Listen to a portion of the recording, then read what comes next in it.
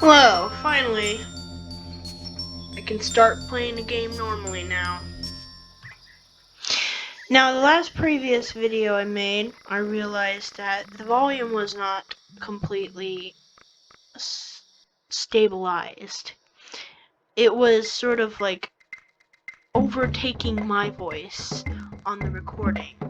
So, what I'm gonna do is I'm gonna turn down the volume and also the music on the game. Hopefully that will cover it up. If not, I'm gonna have a busy day. Now let's get started. Now this is technically episode 1.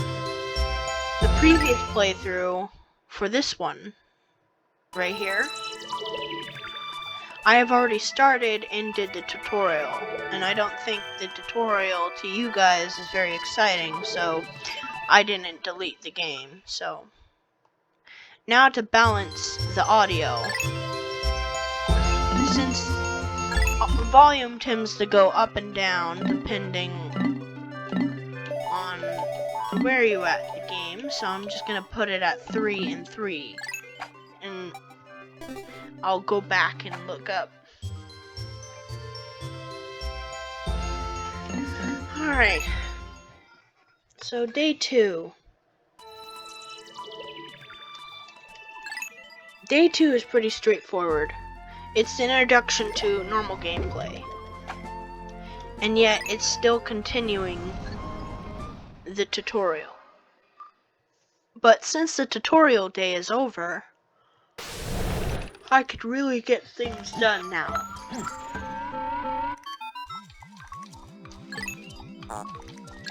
Man, I'm gonna look back at this and say, oh, man, I had a rocky start. I don't know if my YouTube career would ever kick off, but if it does, I'm probably gonna cringe at this video. I'm not gonna lie, no cap. I'm gonna cringe. I'm gonna cringe so hard that my face would invert into itself and I would look like that one episode of The Simpsons where I think not Bart, but Homer's face just crumples up into like a ball. That's gonna be my face. That's what my face is gonna be when I watch this video in the future. And I hope it's not that bad for you guys. We all have to start somewhere, right? And we all start out bad. Like really bad, like cringe bad. But over time I should gain more confidence, which, as you can tell already, I do not have a lot of confidence. Now, I've been playing Pikmin for many years. I'd say like 70%, maybe 80% of my life. I haven't been playing it non-stop for that long, but I've played Pikmin ever since I was 6 years old when I got my first game. Now, I don't know the typical age where children get their first game consoles. Usually it's a Game Boy or maybe PSP, or because my first ever game handheld was a PSP. And then my mom traded in for a DS Lite, and I was like, Mom, like, the DS is much inferior to said PSP. But over time, I sort of grew on it. It had a lot more games that I like Pokemon, and it kind of grew on me. So now, let's get to education on how to kill creatures. If you're new at this game is all about multitasking.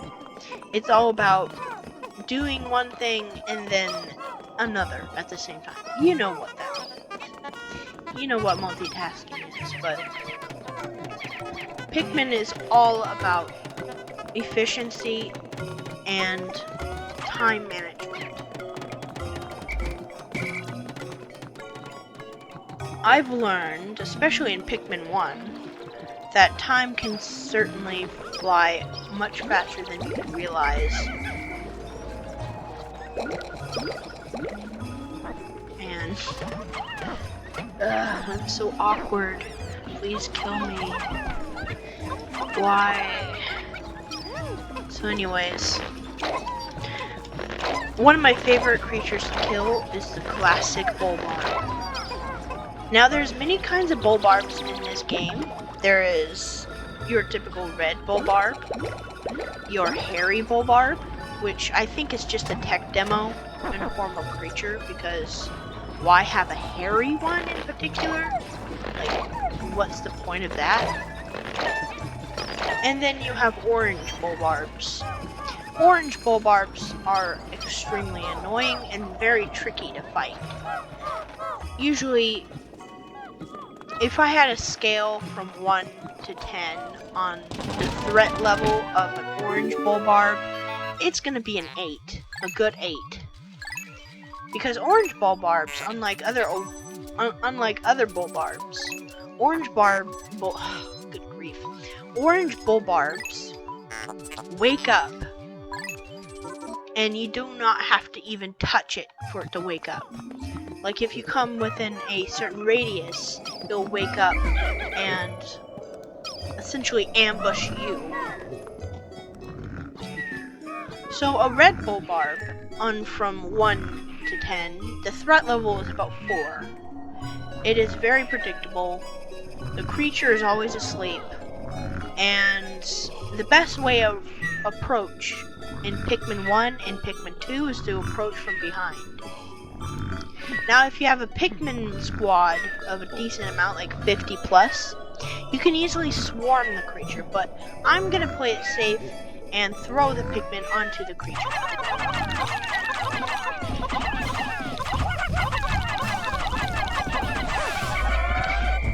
As you can tell, the reason why I approached it from behind, because the essential dinosaur has to turn around and eat, like, it has to turn around to eat your Pikmin.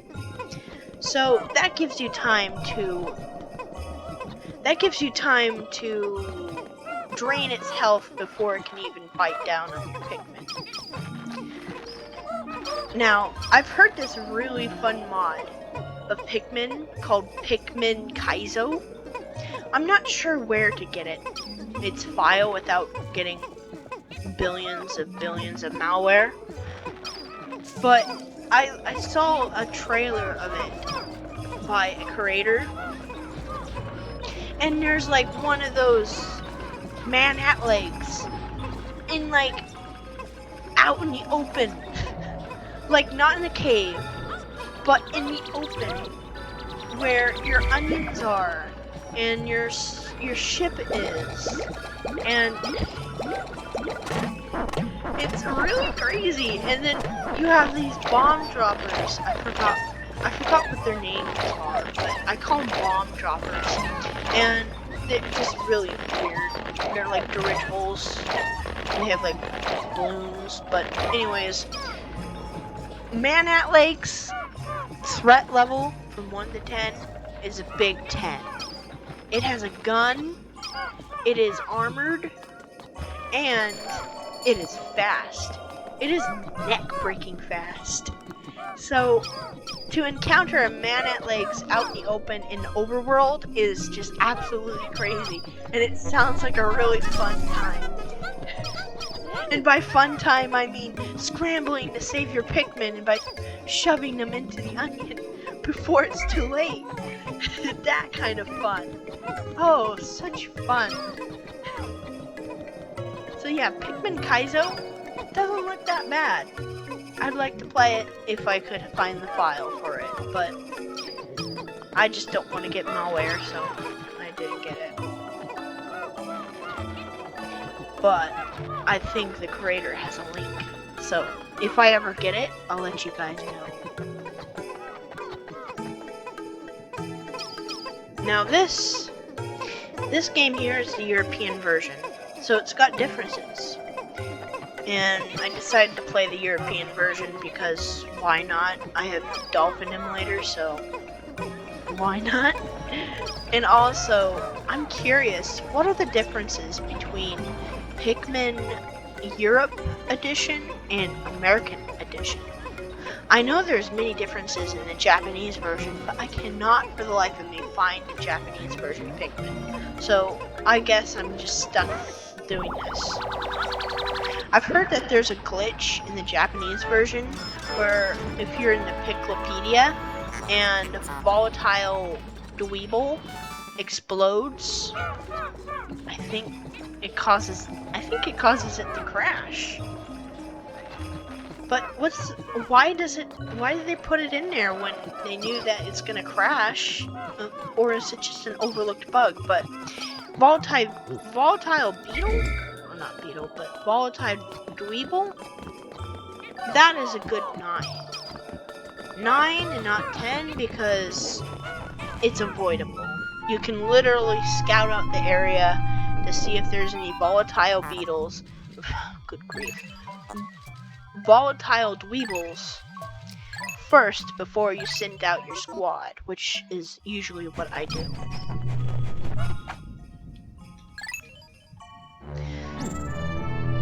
Now, caves do not have time limits. They do not have time in terms of like day or night. It's completely isolated from the overworld. As a kid, I really liked Pikmin 2 because, yeah, you got unlimited days to explore your Pikmin world, getting all these treasures. I think there's about 201 treasures in total, which kid me thought was, wow, it's gonna take forever to get it all. But really, if you know where to get things, it is not as that bad. Now, I do not know if I talked about the water wraith. Oh, the water wraith. The water wraith is an enemy that I dreaded as a kid. I thought it was the devil incarnate. Essentially, the water wraith is a sort of like what's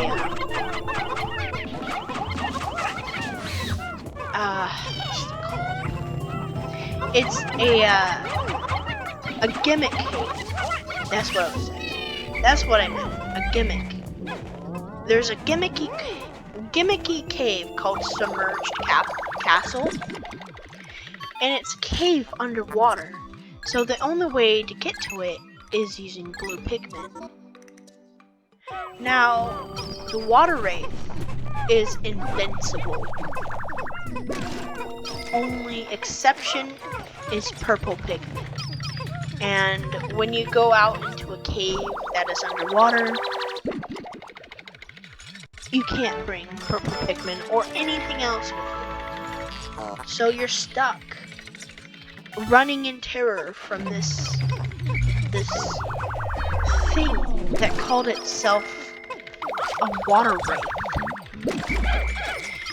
And I timed it. It comes every 3 minutes, 3 to 5 minutes. So you got like 3 to 5 minutes to hustily get all of the treasures in the entire cave, which is about 3 or 2 or 3 treasures a cave. And man, I get tense every single time. Every single time I play it. Play that one cave. I usually play that one cave last because I just hate the suspense, the anticipation of this despicable creature. Now, if I have to rate 1 to 10 on how deadly the water wraith and how dangerous it is, it's a definite 10. However, if you have purple Pikmin, it literally nerfs it down to a 7. Because purple Pikmin makes the creature shake in terror. It turns purple and it leans over the wheels, the two steamroller-like wheels, and it shakes like a terrified dog or something. Now, that's when you attack because it is vulnerable and it is literally trying to make itself look like a purple Pikmin so the Pikmin won't attack it. But doing so makes it vulnerable to attack, so that's when you take the advantage in this situation. So, dwarf bulbarbs, like this one, is called snow bulbarbs. These snow bulbarbs are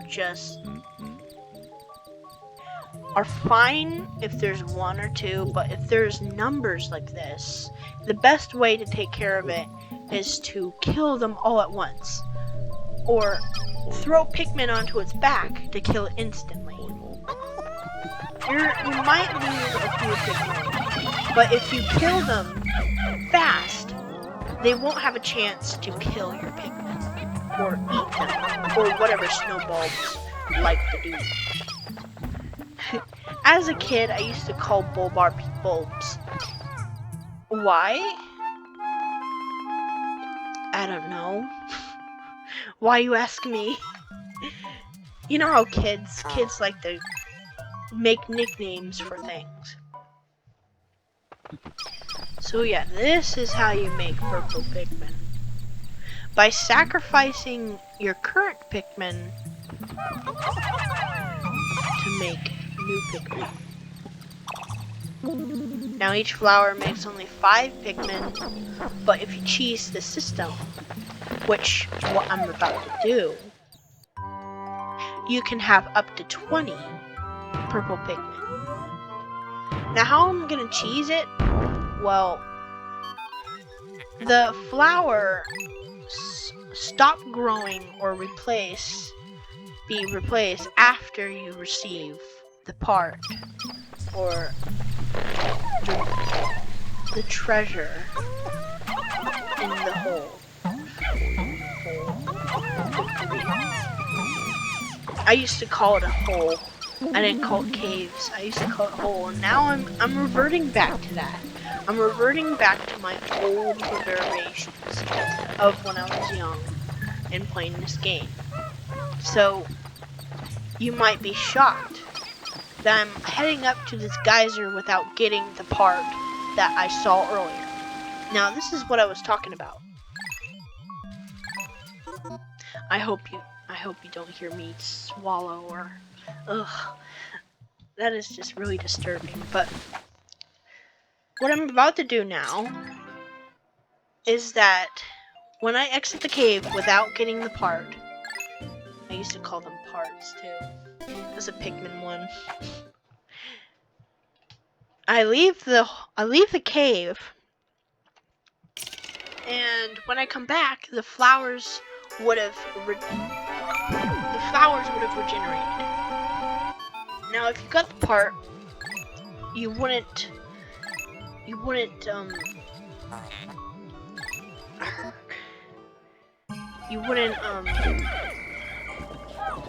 darn, I forgot what I was saying. One of the things you know about me is that I have a really bad short-term memory. It's not Dory from Finding Nemo bad, but it's just not reliable. I would forget what I'm talking about in the middle of conversations.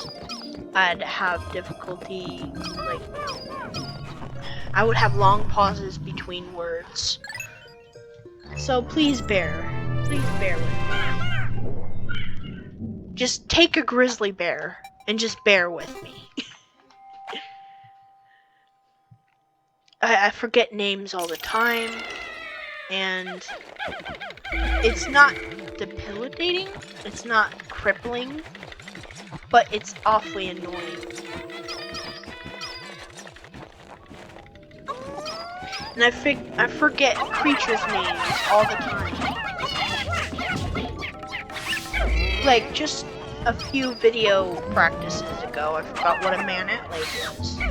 I knew what it was, but I didn't know its name until I miraculously remembered, oh, it's man-at lakes. I don't know why it's called man-at lakes, but it's called man-at lakes. Now, the reason why I'm getting an extra set of purple Pikmin, because the next area, Awakening Wood, has this barrier, a bag barrier, that blocks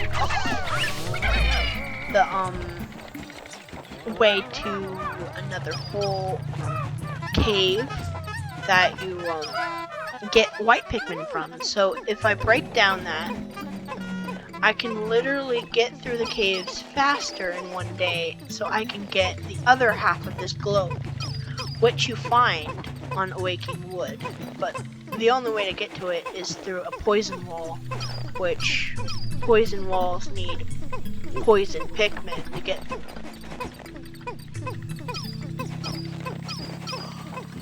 So I really hope you don't mind a talkative person, because I am a talkative person.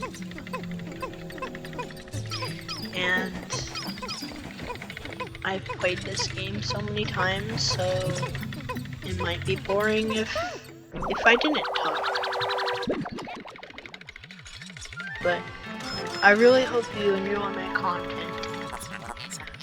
If this ever takes off, if ever my channel ever catches on, which I really doubt it, but if it does, it would be a very, very nice surprise. And oh darn, I forgot again. But to make a long story short, I've always wanted to be a YouTuber, but I never really had the guts or confidence to do so. So, the more bigger my channel gets, I'm guessing the more confident I get. I don't know. Because I know that PewDiePie started out really awkward. Like, I mean really awkward. He started without a cam, just like me. And he started out doing Let's Plays as well. If you were one of the first 1,000 subscribers, which I wasn't, but I'm sure, I'm sure everyone was surprised when he got over 100 million subscribers. I, for the life of me, will never get that way. But if I ever get 10,000 subscribers, that would be a satisfying, that would be a life-fulfilling number for me. Now, this is the time where someone would say, please like and subscribe. Also, you click on the notification bell for more future videos.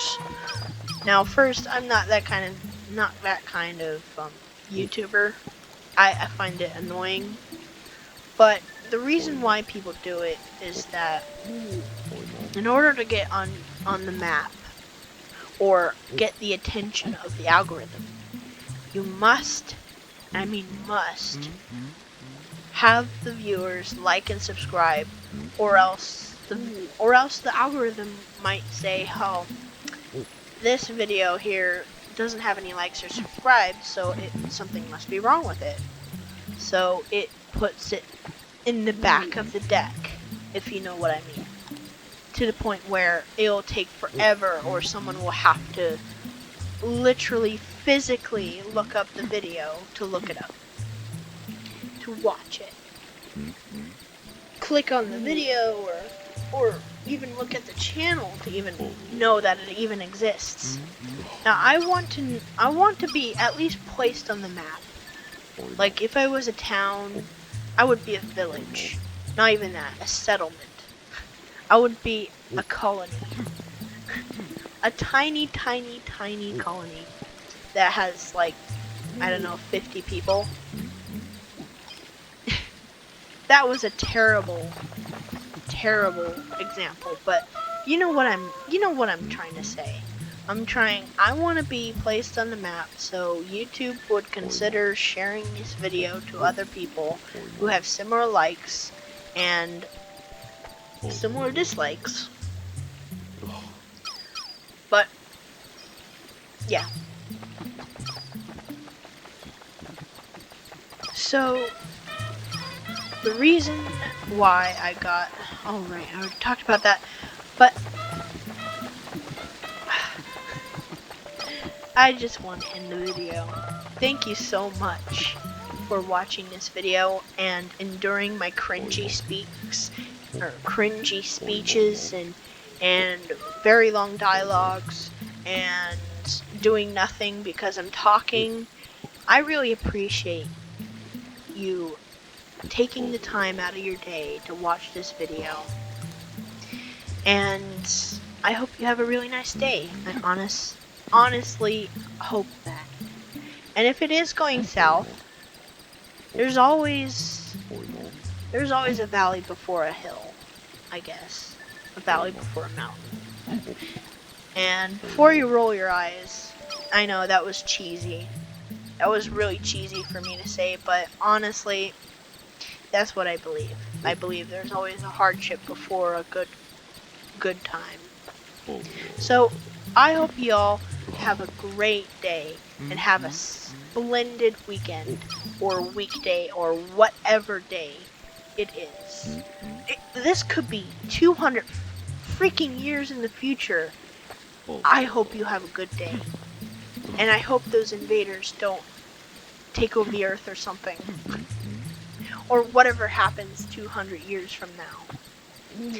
I bet my great grandchildren will probably see this video and be like, oh my gosh, stop talking.